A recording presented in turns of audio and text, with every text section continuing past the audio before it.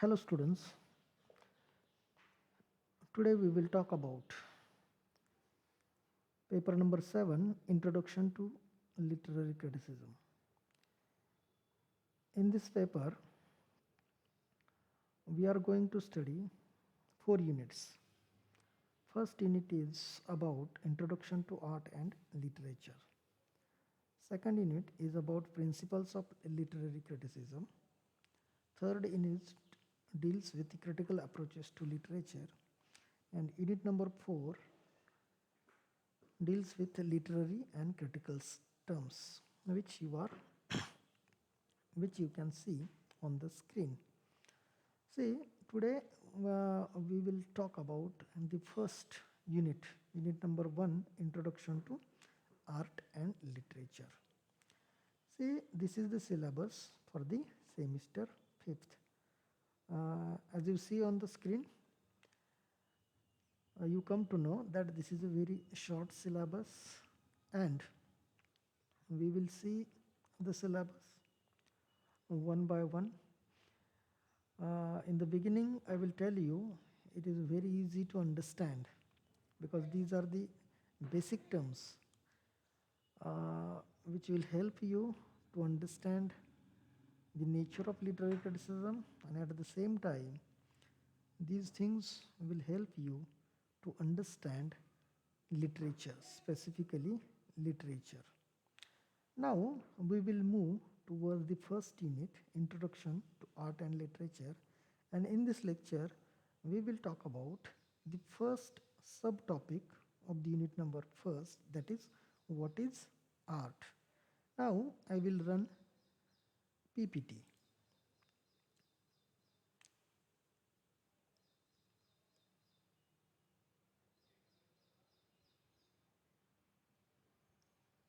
Okay, the title of the PPT is Fine Arts and Mechanical Arts. And we will talk about the first topic, that is, what is art. See, on the screen too, you see that art is a mode of representing reality. It means that when we look at the art, when we read literature as an art, we find that there is representation of reality. But that reality is represented through artists' understanding of it. That is reality. It means that the way artists or the literary writers understand the reality, in that way the reality is presented in the work of art. When reality is presented, artist uses superior faculties of mind. The artists use their superior faculties of mind, and the superior faculties of mind are imagination and intellect. Do you understand? It means that if we take a novel as an art, in the novel there is representation of reality, that is, there is representation of society, but that society is presented through artists or the writer's understanding of that society, that is the reality. And when the writer understands reality, he or she uses superior faculties of mind, that is imagination and intellect. Art intends to appeal the senses and various faculties of human beings. When you look at any art, that time there is an appeal in it. Okay? It appeals to the senses and the faculties of the human beings. The aim of the art is to give delight to human beings. This is the aim of any art. Say, for example, a poem. Poem is an art. Poetry is an art. When we read the poem, we get the delight. Okay, we feel happy. When we listen to music, we feel pleasant. Means this is how the aim of the art, or when we see any kind of architecture, sculpture, that time too we get the delight. Means when we see any kind of architecture, it appeals, it creates appeal in our mind. That is, it creates, it appeals to our senses, and this is how we get the delight after watching any, or after listening to music, after watching novel. Next, it exposes to man various inherent parts of that object of beauty, that is art. Means there are n number of parts which are there in the art, and the beauty which is hidden in the art is exposed to human beings by the art. Means there are number of beautiful parts which are hidden in the art. Means it is, again, it is the work of art which exposes to human beings various inherent parts of that object of beauty. It means that art is an object of beauty. Next, there are two kinds of arts. First one is fine arts, second one is mechanical arts. Now we will talk about fine arts. See, fine arts are called higher arts. You just remember it, that fine arts are also called higher arts. Why they are called the higher arts? They are called higher arts because they appeal to the higher faculties of the mind. This is the reason. They are called the fine arts because they make use of the fine faculties to give delight to human beings. See, I will explain this sentence to you. Fine arts, when fine arts are composed, that time artists use fine faculties to create them. And when the arts are created, these arts give pleasure to the fine faculties of the human being. That is why these arts are called fine arts. See, these fine arts are concerned with developing, sharpening, and elevating the emotional, intellectual, and moral development of human beings. I think you have got the point. These fine arts are concerned with these kinds of developments of the human beings. That is, developing, sharpening, and elevating emotional, intellectual, and moral development of the human beings. Means, fine arts play an important role in the development of society. That is, emotional, intellectual, and moral development of the society. If you want moral society to be developed, fine arts should be there, as they are the most sensitive and sentient creatures. Means this is how fine arts play an important role in the development of the human beings, and in larger context in the development of the society. See, next, fine arts contribute the gradual civilization of man. That is, but here you have to focus on the word gradual. Fine arts play an important role in the civilization of the society. That is, in the development of the society by activating its sense perception, by activating the sense perceptions of the human beings who live in the society.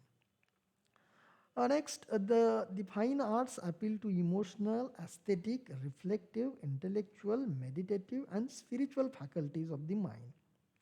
See, these are the faculties of the mind, and these faculties of the mind are fine faculties.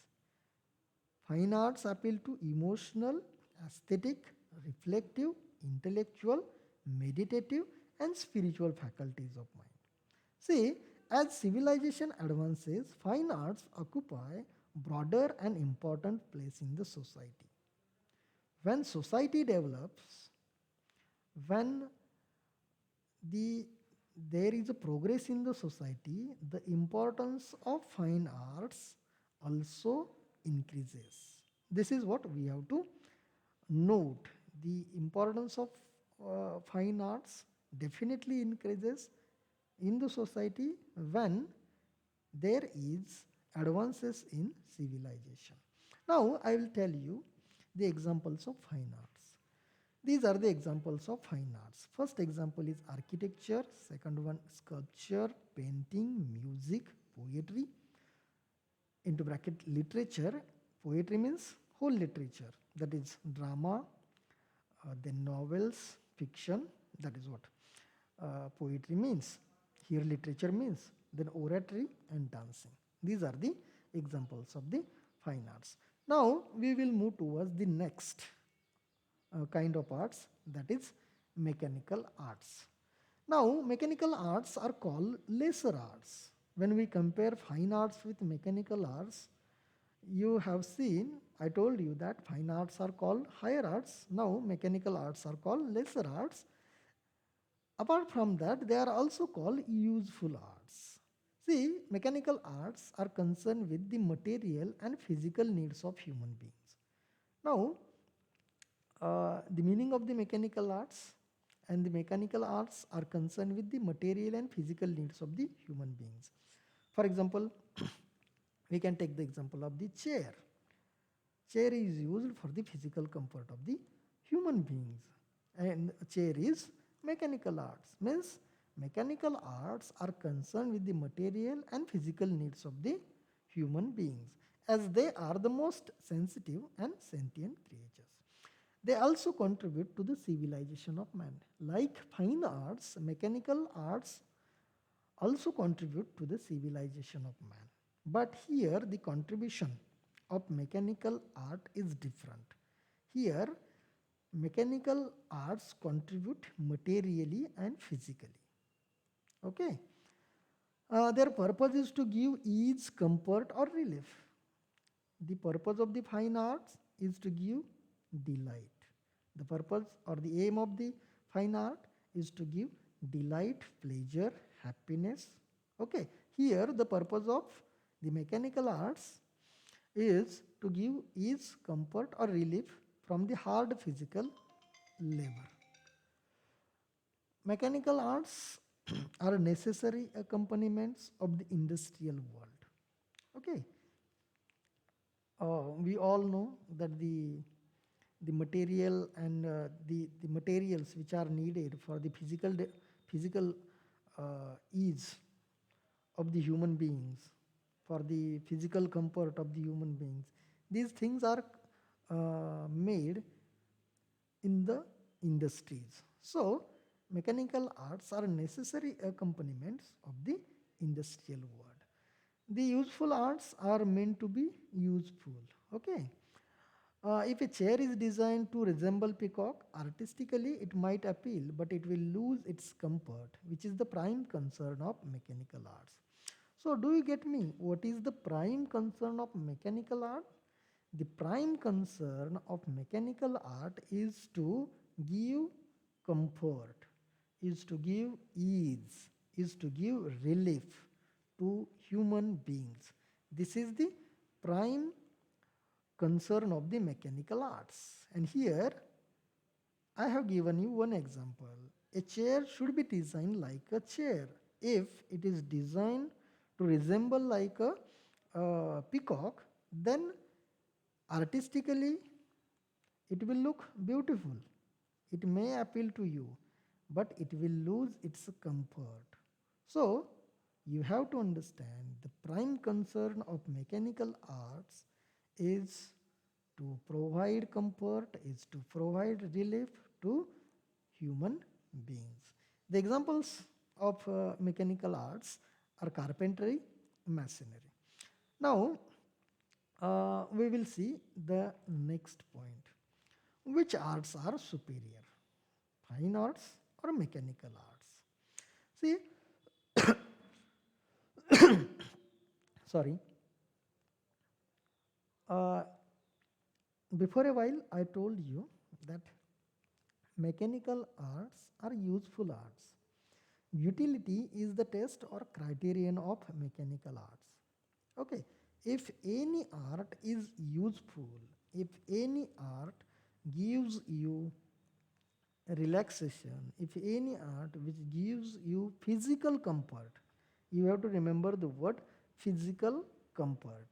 If any art gives you physical comfort, physical ease, physical relaxation, material comfort, okay, then that then that art is called mechanical arts. That is what you see on the screen. Utility is the test or the criterion of mechanical arts. If any art is not useful to the human beings for the material or physical use, then that art cannot be called mechanical arts.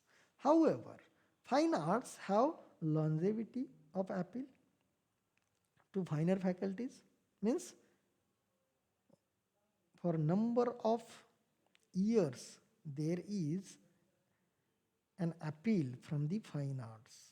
For example, if you see the drama or the plays written by Shakespeare in the 16th century, still there is appeal in these plays. When we read the plays, when we watch the plays composed by Shakespeare, there is appeal. We got attracted towards these plays and we get the pleasure.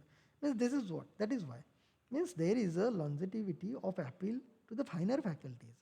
They continuously give delight to human beings. Means fine arts continuously give delight to the human beings, which ultimately transmitted to inner faculties. This is the test of fine arts.